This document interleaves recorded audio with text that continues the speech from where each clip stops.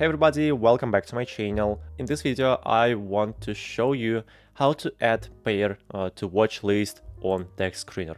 So it's pretty easy, let's get started. So as you know, on the Dexscreener there's the option watch list, so you can track interesting pairs on this list. And to add pair you need to click right here on add pair and just select the necessary interesting pair. For example, I like this one, Butter Dog, so let's click on it.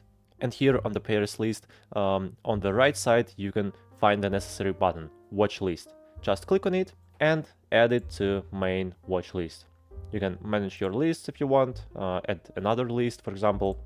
Okay, but now go back and here you'll see this pair.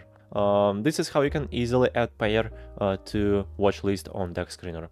I think this video was helpful. Don't forget to subscribe to my channel and put a like under this video. Thank you very much for watching. Bye bye.